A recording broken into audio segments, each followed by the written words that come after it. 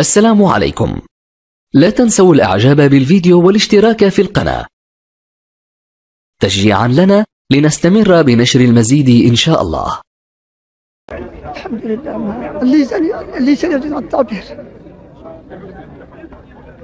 شجع من القرآن إن أردت الدنيا عليك بالقرآن، وإذا أردت الآخرة عليك بالقرآن، وإذا أردت الدنيا والآخرة عليك بالقرآن.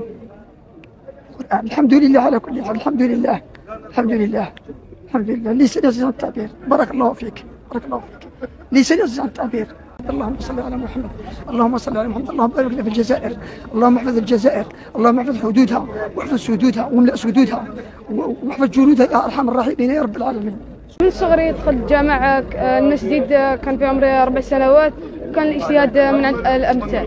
أتمنى أن يكون هذا القرآن شفيعنا يوم القيامة، وأن يكون بابا من أبواب الجنة لدخول أمي المرحومة وأمي التي حفظني كتاب الله ووالدي إن شاء الله. في مشهد مهيب يهز الوجدان ويعجز اللسان عن وصفه، ذرف أب دموع التأثر والفرح بعدما نجح ابنه وابنته في ختم القرآن الكريم كاملا عن ظهر قلب.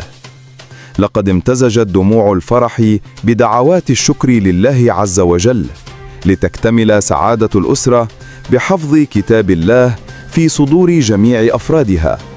إنها قصة عائلة مباركة اختارت أن تجعل القرآن منهج حياة، فغرس الأب في قلوب أبنائه حب الحفظ والتلاوة منذ صغر، ليأتي اليوم الذي يرى فيه ثمار جهده تنمو وتزهر نوراً وهداية.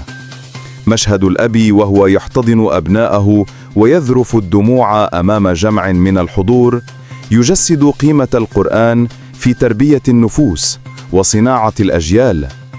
لقد أثبتت هذه العائلة أن التمسك بكتاب الله ليس حلماً بعيد المنال، بل هو ثمرة عزيمة وصبر وتعاون أسري، حيث صال البيت كله واحة من نور القرآن الكريم.